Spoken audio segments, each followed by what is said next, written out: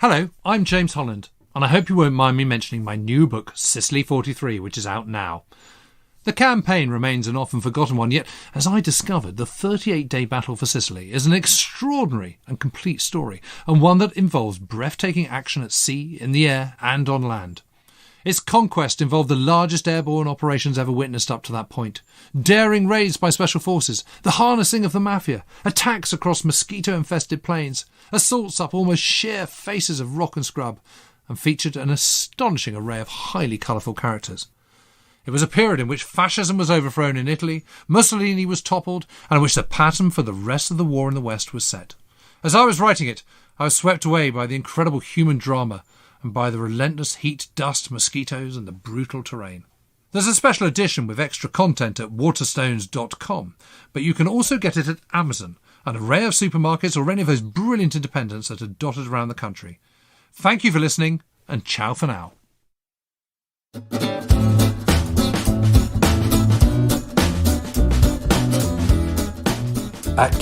Actung. Well, hello everyone, it's James Holland here, and I've gone a little bit rogue. I've left Al back down in London, and I've headed north, and I'm currently right on the North Nottinghamshire, South Yorkshire border. And it's quite odd really, because this is the day before my new book on Sicily is published, yet it's also the kind of first proper day of going out into the field to research the next book, which is going to be called Brothers in Arms, and which is about the Sherwood Rangers yeomanry. Actually, it was inspired by one of the guests we had on not long ago, John Orloff, one of the writers of Band of Brothers, and it kind of got me thinking about that and the fact that Band of Brothers was such an iconic book when it first came out, and obviously has been that amazing TV series as well, which everyone loves, I mean, not least me. But it made me think it would be good to do a kind of very human drama-led, sort of elegiac account of one particular unit. And the Sherwood Rangers yeomanry is a British Army unit that I'm particularly associated with, not least because I'm very good friends with David Christopherson, who was the son of Stanley Christopherson, who took over command of the Sherwood Rangers just a few days after D-Day and was still in command right at the end of the war. And some years ago I edited his diaries and got to interview lots of survivors, and those of you who've been listening to Pod may remember that not so long ago I went to see Stan Perry, who's the last surviving officer of the Sherwood Rangers, and interviewed him at some length, and fascinating that was too. But I'm up here today because I'm going to Thoresby, which is where the Regimental Museum is and where they have their archives, see what they've got. Go and talk to Steve Cox, who's the curator there. But I've also come up here to see Jonathan Hunt, who is the honorary colonel of the Sherwood Rangers Yeomanry, which still has a TA unit. And we're trying to solve one of those historical dilemmas which occurs every so often, and this is about D-Day, and it's about the issue of timing, because there are even when you look at primary sources such as battalion war diaries and regimental diaries, often there's discrepancies, and we're trying to unravel a discrepancy about the timing of when the Sherwood Rangers Yeomanry landed on D-Day. Now, they were there as part of 8th Armoured Brigade, part of 50th Division, landing on Gold Beach, and they were supporting 231 Malta Brigade, which had the Hampshires, Dorsets and Devons. So kind of local regiments to me, really, down where I live, down in Wiltshire. And there does seem to be a problem, an issue, over exactly when they landed. And this is something that I'm very, very keen indeed to try and straighten out. Right, so I'm now with Jonathan Hunt, who commanded the squadron, Sherwood Rangers Yeomanry Squadron, back in 1980, weren't you? You were commanding that in Cold War exercises in Germany. I was. But also a historian of the regiment, so a very useful person for me to talk to as I'm beginning my own history and own research into what happened to the Sherwood Rangers from D-Day onwards. And on D-Day, there is this big debate, really, about timings and who was where and when. So to just summarise this, the Sherwood Rangers were 8th Armoured Brigade, which was an independent armoured brigade. So they were then attached to various divisions, and certainly on D-Day and the first part of the Normandy campaign, to 50th Division. And 50th Division was landing in two distinct areas, but the one that was furthest west on Gold Beach was around Le Hamel and Asnel, which is just to the east of Arromanches, famous later because of the Mulberry Harbour and all the rest of it. And they were supposed to land on a section of the beach called Jig Green, with the Sherwood Rangers there to support. But actually, most of the infantry, the Dorsets and the Hampshires, the 1st Dorsets and the 1st Hampshires, A and B companies in both battalions, landed, about a mile further east, Jonathan? Yes. On Jig Red. And this is a problem because Jig Red has very sort of clay, soft sand there and isn't suitable for armour. Correct. So they're supported by AVREs, which is the Armoured Vehicles Royal Engineers. So this is the flail tanks and mine clearers and all the rest of it, and bunker busters and so on. So they've got those supporting them, and they've got the Sherwood Rangers. And the big dispute is over the fact that, according to the 231st Malta Brigade, to which the Hampshires and the Dorsets, and indeed the Devons, all belong, they didn't see the Sherwood Rangers. So they felt that they weren't being supported by the tanks. So the suggestion is that the Sherwood Rangers landed a lot later than they claim to have landed. That is basically the nub of the dispute. That's right. However, we think they've got that wrong, don't we? And this just goes to show, though, how difficult it can be sometimes to kind of wade your way through primary sources which are contradictory and conflicting. And so what we've got here is the war diary of the 231st Infantry Brigade headquarters. This is a document that anyone can go and look at the National Archives in Kew. And the key bit of evidence here is 0640. And it says the 8 LCTs, this is landing craft tanks, carrying the DD tanks. This is the Sherwood Rangers, the special swimming tanks, because 2 squadrons, B and C squadron of the Sherwood Rangers, were equipped with DD tanks. Having just returned through failure to float the tanks, is passing us going seawards, i.e. away from the shore. They're turning back. There is the sound of the most terrific fire, which continues unceasingly. And that is where the whole dispute has started from, followed by the fact that once you've got these guys, these infantry are actually on the beach, they're reporting that they haven't seen any tanks. But you're going to unpick this for me, aren't you, Jonathan? Yes, I mean, the whole thing is that that the Sherwood Rangers say and did land on Gold Jig Green. So this is further west from Jig Red. And further west than Jig Red, and the bit of the beach that 231 Brigade was supposed to land on, but didn't.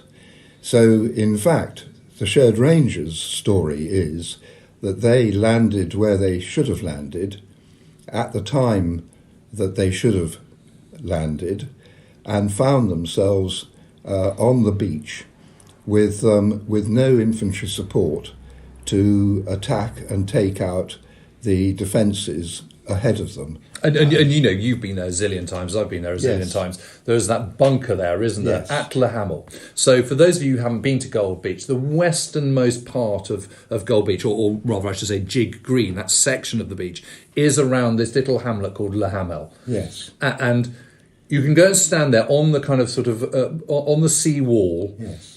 Overlooking the beach is this bunker, which did have, I think it's either a 50mm or a 75mm gun, an anti-tank gun. I can't remember which one it was. But anyway, it sat there. And there it is. And that is a big problem if you're landing without infantry, because armour and infantry needs to operate together. So that you've got the infantry being the eyes on the ground and the armour supplying the fire support. Yes, because the other element that was supposed to land as a package with the brigade were the engineers with their funnies of flail tanks. And, this is the Averies. yes, and the Averies and so forth. And they definitely also, their war diary says that they did land on red, not green. Jig Red, just to remind you, is Exactly. further east. Farther east. So the infantry and the engineers were not on the section of the beach where they had intended to land. They were further east. But the Sherwood Rangers landing craft had launched the Sherwood Rangers in the right place, and the Sherwood Rangers were on that bit of the beach, and on their own, basically, without the equipment to take out the gun emplacement, and they were losing tanks. There were 32 amphibious tanks landed. So that's two squadrons of 16. Yes, 2 squadrons of 16. These are all DD tanks. Yes, and they lost, I can't remember the exact numbers, but they lost 7 swimming in, roughly equally from each squadron, and they lost another 6 or so on the beach, knocked out by this gun that was enfilading the beach, right? i.e. shooting along the beach. And that's the bunker you can still see to this day. To this day. And so they were held up on the beach, and everything was held up behind them. Right. And they were rescued in the end by the good old gunners. I mean, whoever is deliberately polite about the gunners, but on this occasion we really had to be, because they were the gunner regiment, the Essex Yeomanry, the gunner regiment that was supporting the Sherwood Rangers, and one of their guns, big guns, had landed, and he charged the position and managed to get around through the aperture of this emplacement and knocked the gun out.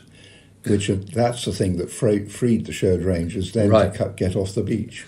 I must just tell you that the first time I ever went there was 2004, which of course was the 60th anniversary of D-Day. And I was with my great mate David Christopherson. And he was saying, this is where they all landed, and my dad came ashore, and they had this terrible problem with this gunner. And he said, and then this chap from the Essex Yeomanry came along and did this shot and saved him. And there was this little chap standing next to him in a blazer with his beret on with medals. And he went, "That was me." And David went, "Good gracious, I don't believe it." And he said, "Yep, that was me. I did that shot." It was absolutely brilliant. So if the infantry, if the First Hampshires and First Dorsets are landing on Jig Red, what are we talking about distance-wise?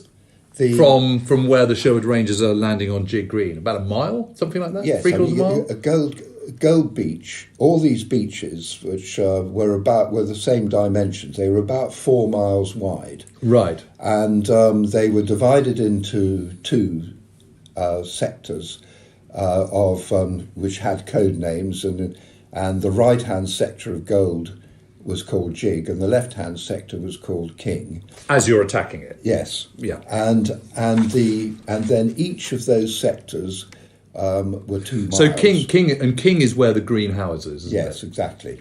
And so each of those sectors are 2 miles wide. Yeah. And what was supposed to happen was a battalion, supported by a squadron of tanks, was supposed to land in each half of Jig, right, and another in each half of King. So you've got Jig Green, Jig Red, Jig Green, Jig Red, King Green, King Red. Yeah. But in the case of the right-hand sector, Jig, the reconnaissance before the day had found this clay on Jig Red, which made it unusable for armour, and therefore the whole of 231 Brigade was redirected to land on Jig Green.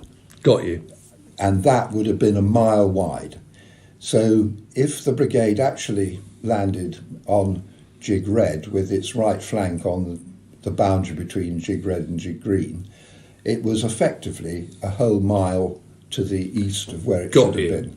So we've got but there's no disputing the fact that the Hampshires and the Dorsets, when they land, can't see the Sherwood Rangers. They can't see anyone. As far as they're concerned, they're landing with a few Averys, Yes. which are getting bogged down. Correct.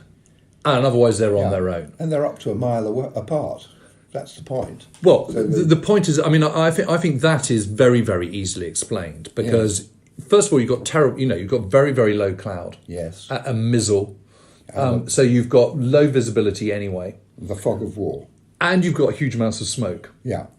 And you've got sort of rough surf. Yes. And you're getting off that beach and you're not going to be sort of looking around going, where the hell are the Sherwood Rangers? Well, you might be thinking, where's my fire support? But you're not going to be sort of pausing with your binoculars, are Under you? fire. The Hampshires were furiously under fire. Yeah. I mean, they suffered huge casualties. This is one of the other features. Both their point battalions, the commanding officers were either killed or wounded. Yes, they are, yeah. And their seconds in command, one of the seconds in command as well. And when that kind of thing happens, and company commanders, when that sort of thing happens, you cannot think that any military formation doesn't stop and have to regroup itself because somebody else has to take command and direction and so forth, and so the momentum is lost and the focus is lost. And the same thing happened to the assault engineers. The squadron leader of he was killed. Yes, so their whole leadership is effectively decapitated, isn't it? But a mile is quite a long distance, and with smoke and low cloud and the fog of war and all the rest of it, are you going to be able to see a Sherwood Ranger Sherman from a mile away? I would suggest possibly not. And certainly not clearly. You're not going. You might if you kind of paused and you got out your binos. If you've ever been racing at Newmarket and you looked at the straight mile and a quarter, and a field of 30 or 40 horses down at the start is a dot.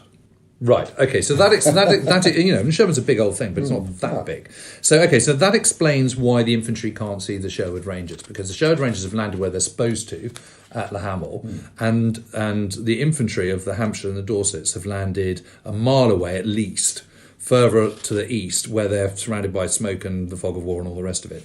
But we've still got this war diary that says 0640, the 8 LCTs carrying the DD tanks, having just returned through failure to float the tanks, i.e. they're passing seawards. So we've got to explain why this is in the war diary for 231 Malta Brigade, saying that 8 LCTs are turning back to the sea, towards the main, they're going out to sea rather than to land, with the Shermans on board.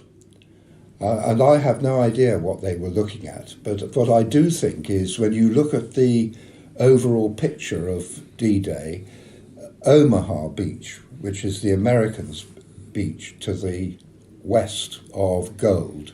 It's about 6 miles from Gold Beach, isn't it? It is. 5 or 6 miles. But the coast curves, and therefore if you were steaming into Omaha from 6 miles out, which is what the DD tanks on Omaha did, they launched at 6,000 yards, not 6 miles, 3 miles, then you're going to have other people's LCTs in the vicinity of that many miles out to sea, and therefore it's perfectly possible what they saw was something else, not the Sherwood Rangers ones. I mean, the bottom line is it can't be the Sherwood Rangers returning to sea, because we know that 7 sink and that the rest do get ashore. Yes. So regardless of what time they get ashore, they can't get ashore at all if they're returning to sea. Exactly. So that clears that one.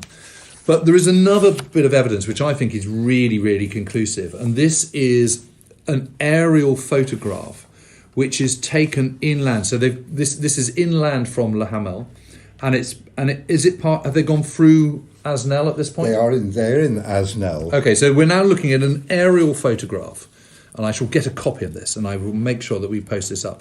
And this is an aerial photograph which is taken at 12 noon, and we know it's taken at 12 noon because there was a record from the RAF photo reconnaissance squadron that took it. Yes. to say that this was taken at midday. Correct. And what we're looking at here is, you can see some farm buildings, you can see fields, you can see, you've very helpfully marked the south orientation on it. And you've got a road coming around a corner, and on that corner are 3 DD Shermans. And you can see they're DD Shermans because you can still see the remains of the kind of skirts around them, the DD kind of canopy. And then you go along the end of this road, there's another junction, and you can see another Sherman tank between 2 buildings. In other words, 2 are behind, watching the lead one's backside as it sort of scouts forward. But explain to me, Jonathan, why this is significant, because I think this is really, really interesting. We know that the first Sherwood Rangers troop off the beach of 4 tanks, the point tank was knocked out in Le Hamel by an anti-tank gun, not the one on the beach, one on the crossroads, I think, with the coast road and the road that comes off the beach. And so that troop, which was the first off the beach, would at this point have been 3 tanks, not 4. And so this must be a subsequent troop coming through. And because there's 4 of them. Exactly. You can see all 4 of this troop. So which means that the first troop must have been through at 11:30ish, that type of time. Right. And this one's going through at 12. I mean, the other thing that I think is quite significant is that armour, when it's unsupported by infantry, has a method of advancing, particularly through close country. Which is what this is. We've got fields, hedge, and lots of buildings and farms and so on. Is that it's called a snake patrol. It sends the point vehicle quickly forward to the next bound, and gives so that it can get covering fire from the ones behind, and then it gets to the next bound, and it then looks forward and scouts out what's forward, and then when it thinks it's safe, it calls the tank behind to come up and join it, right? So that it can then give covering fire when the point tank then moves forward onto the next bound beyond. So it's a sort of a caterpillar type of movement called snake patrolling. And the point is here is they are doing this on their own without infantry. So the question is they've got no infantry. They wouldn't need to do that because the infantry would go forward for them if they had infantry. So where are the infantry? Well, we know that they are coming into Asnell at that time. We know that the 2 point battalions, that the Hampshires have turned down the coast road from the east to try and get into Le Hamel. Because rather than going along the beach, moving Yes. westwards along the beach towards Le Hamel, they've instead got off the beach, over Yes. the dunes, onto that coast road, Yes, which is basically the same coast road it is today. Yes, exactly. But they've been held up by the enemy in Le Hamel and have not managed to get in from the east. And then the left-hand battalion, the Dorsets, we know that they have gone further inland and then turned east and have come round the top, and so have got into Asnell from the east. But they don't get into after midday, do they? It's around about the same sort of time. So okay. I would expect, because they then did meet up, the Sherwood Rangers and the Devons did meet up around about midday, and then everybody joined up, and then the Sherwood Rangers. So after midday, after everything worked. From about sort of 12:30 onwards exactly. on D-Day, it's all absolutely going exactly. fine. But what this photograph, this aerial photograph, tells you is that at midday in Asnell, their objective, the Sherwood Rangers are there, which suggests that they did land where they were supposed to have landed on Jig Green rather than Jig Red, where the infantry land, and that they've pushed inland on their own without the infantry. Yes, correct. Rather than turning around and going back to seawards. In fact, when you look at the map, they're headed, their direction of travel is taking them to a little hamlet called Buho, which was their RV. when they were supposed to congregate there once they had completed their tasks supporting the infantry off the beach.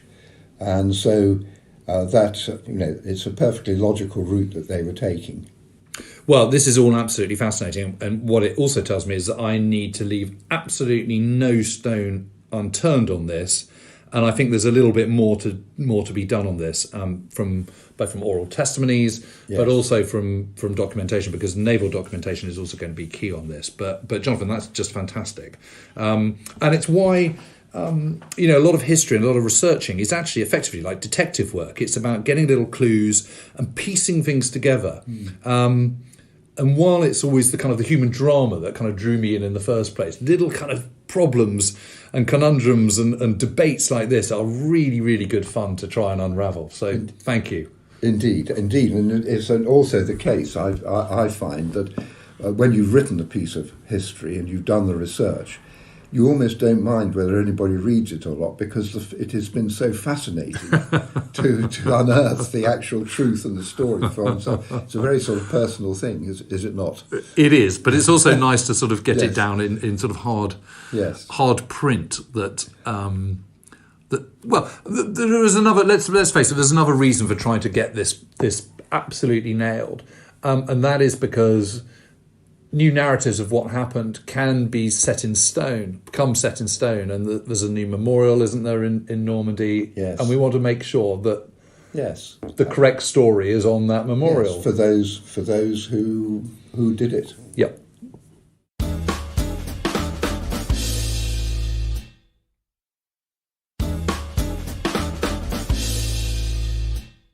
So I'm now at Carlton Barracks. Is that what you'd call it, Steve? It's Carlton Drill Hall. Carlton Drill Hall. So this is the home of the Sherwood Rangers Yeomanry, as they are now, the squadron, part of the TA. Is that right? It's part of the TA. They're a squadron of the Royal Yeomanry. Right. So and it's a rather splendid room. I'm in the mess room here with Steve Cox, and Steve is the honorary curator, I should say. He's put a huge amount of time and effort into collating and archiving the history of the Sherwood Rangers Yeomanry. He does it all absolutely off his own bat. He is a qualified curator as well. And this room's rather splendid. You know, it's got photographs of commanding officers. There's Stanley Christopherson over there, and Donny Player, and Flash Kellett, and some of the legends from the Second World War, and they've got rows of medals all along here. I mean, I'm looking at Stanley Christopherson's medals, and Mickey Gold's, and Mitchell's, and it's amazing when you look at Christopherson's. You can see the DSO and bar, MC and bar, American Silver Star. I mean, it's pretty impressive. And you've also, over here, Steve, I'm just looking at this huge silver pot. Tell me about this one. The silver pot was liberated from Berlin when the Sherwood Rangers got in there, and they took it from behind the backs of the Russians, who were in command of the Berlin bunker. Because it says, this cup was found in the ruins of Hitler's chancellery in Berlin by Captain Miles Hildyard. And was presented by him to the officers' mess, Nottinghamshire Sherwood Rangers Yeomanry, in July 1945. How brilliant. And there it still is. Pride of place. So that's fantastic. So the reason I'm here, of course, is I'm plundering Steve's archive for what I'm doing, my Brothers in Arms book.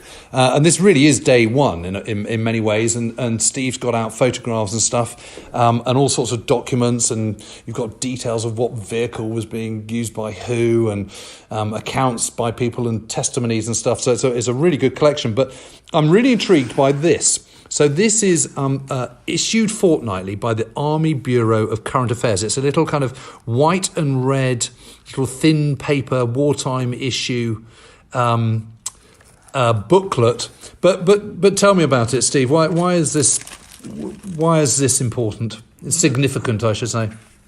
This book's called Tiger, Tiger, Burning Bright, and I started reading. It's about the Battle of Roré.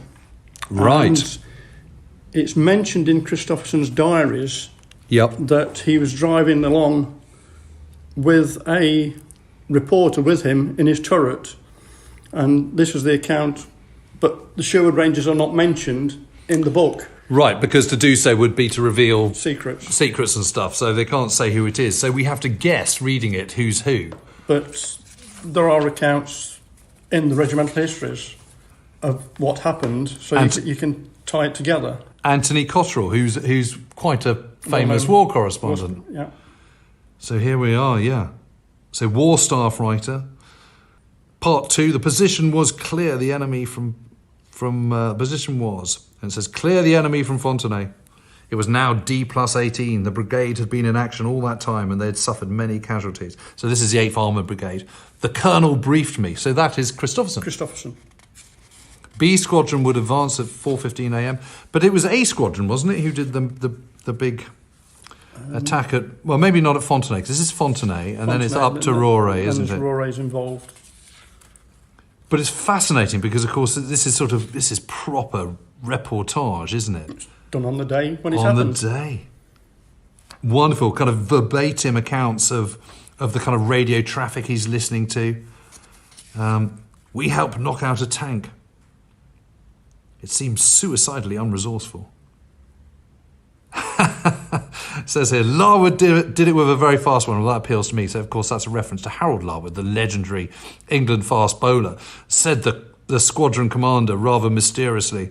And they did like to talk in terms of cricketing references and horse riding. They were famous for that, as written up by Keith Douglas in his brilliant book that Alan and I have talked about, Alamein to Zemzem. And this is the second part, is it? Part. So this presumably is the Roré bit. And Tiger, Brain, Brat, second part. Yeah.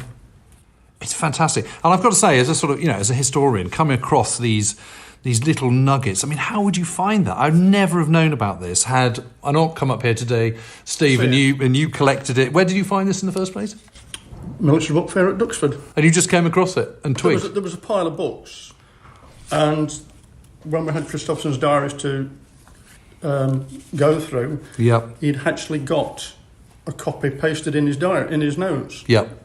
How brilliant. And I'd got that, so I thought, that's that, and I found the other part at home in my collection. Well, I've always kind of thought, this is detective work. It's about piecing pieces together, and this is a classic example of that. I've got to say, Steve, I owe you a massive debt of thanks, because you were the one who really got underway with Stanley's diaries, transcribing them from his rather scrawling handwriting. It wasn't done alone. There were several other people involved. Well, who helped, even so. All volunteers. Yeah, but anyway, we were able to then use that and edit them down and get them published. And, of course, the paperback is coming out, November this year, so that's exciting. But it's really good fun. It's so exciting to get underway with the research and to see some of this material, and you've got maps, and there's a mass of photographs over there, which I'm going to be plundering my way through in a minute. And it really gets the whole kind of sort of research excitement juices going, I've got to say, coming up to somewhere like this. And also, there's these little museums and little archives all over the country run by volunteers and people who kind of put the time in for absolutely nothing, that ensure that so many of those stories from the Second World War and other wars, because you don't just deal with, it's the whole history of the Sherwood Rangers here, isn't it? But obviously that's my thing. You're helping to ensure that these stories survive. So, we all should be very grateful to all that you do and your fellow curators and volunteers and people who kind of work so hard to make these things happen. Well, no museum would exist without volunteers. Well, there you go. And particularly so now in this kind of sort of COVID time where, funding's drying up and everything. It's really important that everyone supports them as much as they possibly can. But thanks, Steve. It's great to get the ball rolling, I must say.